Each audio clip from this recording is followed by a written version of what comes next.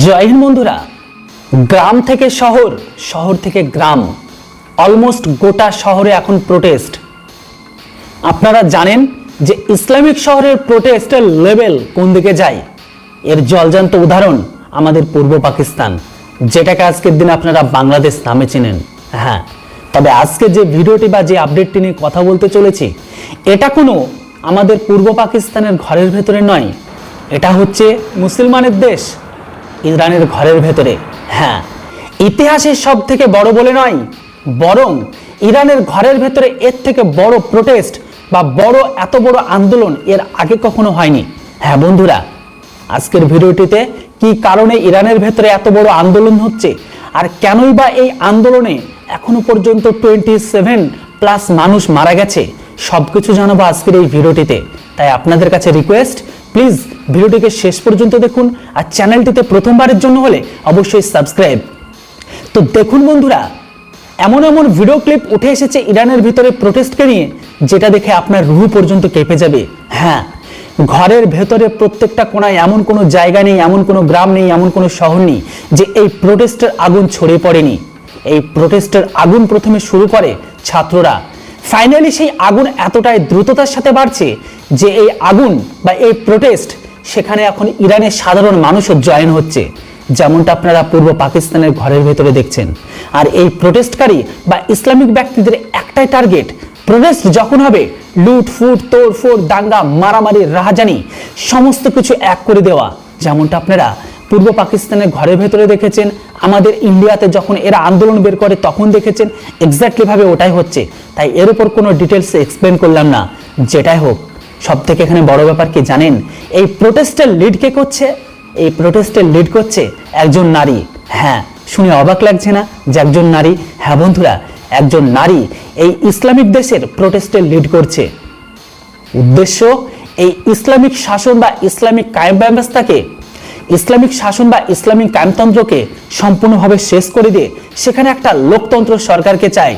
ভাবুন, যেখানে আজকের দিনে আমাদের পার্শ্ববর্তী ভিখারি দেশ, কাঙাল দেশগুলো, তারা নিজেদের দেশে ইসলামিক আইন বা ইসলামিক তন্ত্রকে কায়েম করার জন্য এরা জোরসোরে চেষ্টা করছে। অন্যদিকে যারা বছরের পর বছর ধরে শিয়া সংখ্যাগরিষ্ঠদের একটা বসবাস, যারা ইসলামিক কায়েমতন্ত্রের মধ্যে বাধ্য ছিল বা আবদ্ধ ছিল, তারা এখন এই ইসলামিক তন্ত্রকে বা নিয়মকে বা শিকলকে ভেঙে তারা এখন লোকতন্ত্র সরকারকে চাইছে। কারণটা শুনলেও আপনারা আটকে উঠবেন।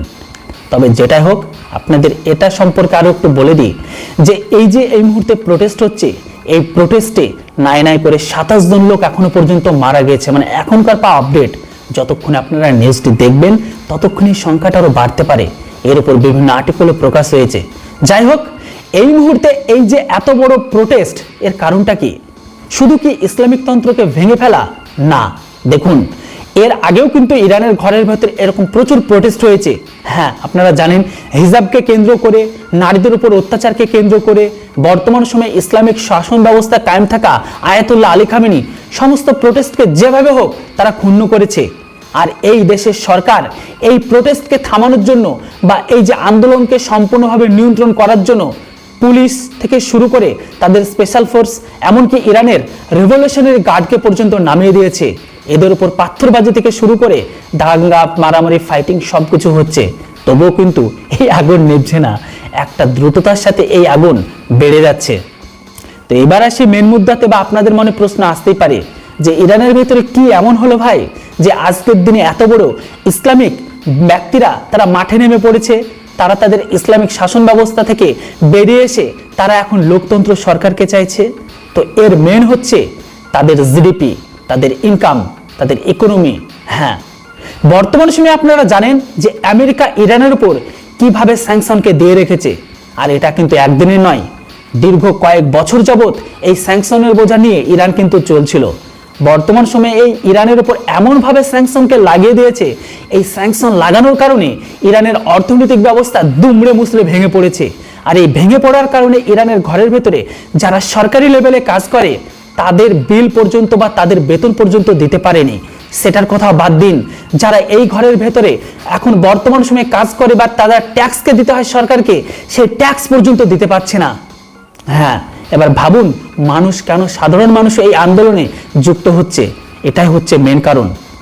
বর্তমান সময়ে এই আন্দোলনের আকার এত বড় হচ্ছে যে এটা এক সপ্তাহের মধ্যে যদি কন্ট্রোলে না আসে, নো ডাউট ইরান তাদের ধর্মীয় বা ট্রাম্প কার্ডকে খেলতে বাধ্য হবে। পরে আসি তাদের ধর্মীয় বা ট্রাম্প কার্ডটা কি। তবে যেটা হোক, এই মুহূর্তে ইরানের অর্থনৈতিক অবস্থা কতটা খারাপভাবে ভেঙেছে আপনাদের এই এক্সাম্পলটা দিলে বুঝতে পারবেন। দেখুন, খবর তো এটাও বেরিয়ে আসছে, ইরানের এক্সপেন্সিভ বা প্রাইম লেভেলের উইপনকে পর্যন্ত জাস্ট কিছু ডলারের জন্য তারা বিক্রি করে দিতে রাজি হয়ে গেছে। শুধুমাত্র কারেন্সি বা ক্রিপ্টো কারেন্সির মাধ্যমে বা কিছু ডলারে তারা বিক্রি করে দিতে চায়। তো এদের এক্সপেন্সিভ বা প্রাইম অস্ত্রটা কি? সেটা হচ্ছে তাদের ব্যালিস্টিক মিসাইল। মনে আছে আজ থেকে কিছুদিন আগে যখন ইরান ইসরায়েলের ঘরের ভেতরে যে ব্যালিস্টিক মিসাইল দিয়ে আক্রমণ করেছিল, সেই ব্যালিস্টিক মিসাইলকে পর্যন্ত তারা বিক্রি করতে খাড়া হয়ে গেছে। যে কোনো দেশকে পয়সা ফেলো মাল নাও, মানে ডলার দাও আর মাল নাও, বা ক্রিপ্টোকারেন্সি দাও মাল নাও। তাও আবার ইরানের তরফ থেকে এই মিসাইলকে বিক্রি করার অফার শুনলে অবাক হবেন, মাত্র 100 টাকার মধ্যে 90% অফার দিয়ে এই মিসাইলকে বিক্রি করতে চাইছে। চাইলে পাকিস্তান, বাংলাদেশ, আফগানিস্তান যে কোনো কান্ট্রি কিনে নিতে পারে। হ্যাঁ, এটা সেই মিসাইল যে ব্যালিস্টিক মিসাইল দিয়ে ইসরায়েলের ঘরের ভিতরে আয়রন ডোম সিস্টেমকে ভেঙে দিয়েছিল, যে ব্যালিস্টিক মিসাইল দিয়ে ইসরায়েলের ঘরের ভিতরে বিল্ডিংকে পর্যন্ত ভেঙে গুঁড়িয়ে দিয়েছিল।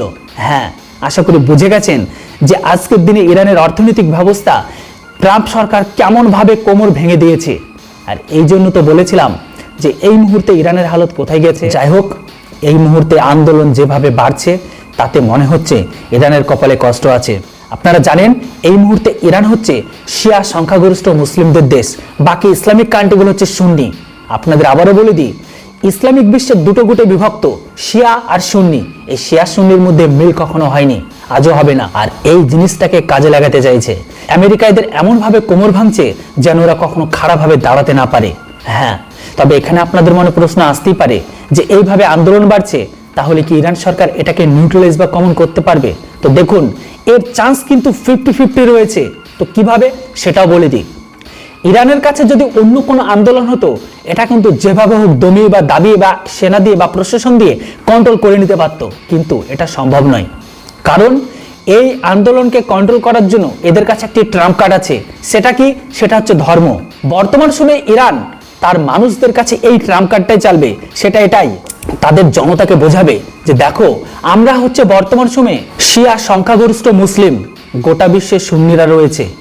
সৌদি আরবের হুতিদের যেভাবে এরা মোটিভেট করে, মানে ইরান সাপোর্ট করে, যেভাবে আরবকে মানে সৌদি আরবকে কন্ট্রোল করে ফেলেছে, মানে তাদের থেকে ডিভাইডেড করে দিয়ে শিয়া সুন্নির একটা যে কন্ট্রোল ছিল বা ঝামেলা ছিল, সেই ঝামেলাটাকে বাদ দিয়ে যেভাবে ইরান এই সুন্নির ট্রাম্প কার্ডকে খেলে সম্পূর্ণ হুতিদের নিজেদের কন্ট্রোলে নিয়ে নিয়েছে আর আরবকে দূরে করে দিয়েছে, এক্স্যাক্টলি ভাবে আমেরিকা এই সৌদি আরবকে দিয়ে হুতিদেরও কিন্তু সাফাই করে দিবে। আর এখানেই সব থেকে বড় ট্রাম্প কার্ডটা খেলবে ইরান। ইরান তাদের জনতাকে এখন বোঝাবে যে দেখো দেখো, আমাদের ঘরের ভেতরে যে সমস্ত মানুষগুলো বসবাস করি, আমরাই পৃথিবীতে একমাত্র শিয়া সংখ্যাগরিষ্ঠ মুসলিম। তাই আমাদের দেশের ঘরের ভেতর থেকে যদি আমরা ইসলামিক শাসন ব্যবস্থাকে তুলে দিই, তাহলে আমাদের অস্তিত্ব পৃথিবীতে থাকবে না। যেমন ভাবে হুতিদেরকে আমেরিকা সৌদি আরবকে দিয়ে সম্পূর্ণ সাফাই করিয়ে দিচ্ছে, এক্স্যাক্টলি ভাবে আমাদেরও কিন্তু সাফাই করিয়ে দিবে। তো এবার আপনাদের মনে প্রশ্ন আসতে পারে, তাহলে এই দেশের লোকজন, মানে ইরানের সাধারণ লোকজন যারা এখন এই প্রোটেস্ট করছে, তারা কি মানবে? তো এর চান্স তো কিন্তু 50-50, হয়তো মানতেও পারে, নাও মানতে পারে। কিন্তু এতটুকু আপনাদের সিওরিটি দিয়ে বলতে পারি, বর্তমান সময়ে যদি এই ইরানের এই ট্রাম্প কার্ড বা ট্রাম্প পলিসি যদি না শোনে বা যদি না চলে, তাহলে ইরানের ধ্বংস অনিবার্য। ইরানের সাধারণ মানুষ এখন খেপে গেছে, তারা পাগল হয়ে গেছে। তারা আর ইরানের এই শাসনতন্ত্র বা এই যে ইসলামিক আইনতন্ত্র, এটা তারা আর মেনে নিতে পারছে না। এদেরকে সম্পূর্ণ মুখে পট্টি দিয়ে, হাতে হাত কড়া দিয়ে ইসলামিক শাসন ব্যবস্থায় এমনভাবে আটকে দিয়েছে যে এরা দেশের ভুল নীতির কারণে এরা নিজেরাই জরাজীর্ণ হয়ে এরা আতঙ্কে ভুগছে বা মরার দ্বার প্রান্তে পৌঁছে গেছে। এবার আপনারাই বলুন, ইরানের কাছে যে একটাই ধর্মীয় কার্ড আছে, সেটা হচ্ছে শিয়া সুন্নি ট্রাম্প কার্ড। আর এই ট্রাম্প কার্ড যদি কাজে লাগে, তাহলে হয়তো ইরান বেরিয়ে যেতে পারে। কিন্তু এই যে ট্রাম্প কার্ডটা এখনো চলেনি, এই আন্দোলন যদি ইরানের ঘরের ভেতরে আর এক সপ্তাহ যদি ক্রস করে যায়, আপনাদের লিখে দিলাম, এই ট্রাম্প কার্ডটাই কিন্তু বর্তমান সময়ে ইরানের ধর্মীয় গুরু আয়াতুল্লাহ আলী খামেনি এটাই চালবে। আর এই কার্ডে যদি 50-50 চান্স আসে, যদি এই 50-50 চান্সে যদি তারা যদি জিতে যায়, তাহলে ধরুন কন্ট্রোলে নিয়ে নিল। আর যদি বেরিয়ে যায়, তাহলে পূর্ব পাকিস্তানের মতো ইরানের অবস্থা ওই যে হাদি হত্যাকারীদের মতো, যেমন বলেছিল হাদি ইজ নাও চুদলিংপং, ইরানও হয়ে যাবে চুদলিংপং। তো যেটা হোক বন্ধুরা, আশা করি এতদূর আপডেট শুনে এবার আপনারা বলুন, ইরান যেভাবে এই মুহূর্তে সব দিক থেকে ফেসে গেছে, সেটা অর্থনৈতিক হোক, স্যাংশন হোক, বা দেশের বা ইসলামিক শাসন ব্যবস্থার কারণে তারা চারিদিক থেকে এখন আটকা পড়ে গেছে, আপনাদের কি মনে হয় ইরানের কি এই মুহূর্তে ইসলামিক শাসন বা কায়েমতন্ত্রের মধ্যে থাকা উচিত, না বেরিয়ে এসে লোকতন্ত্রের মধ্যে থাকা উচিত? অবশ্যই এর উপর আপনাদের মূল্যবান মতামত কমেন্ট বক্সে লিখে জানান।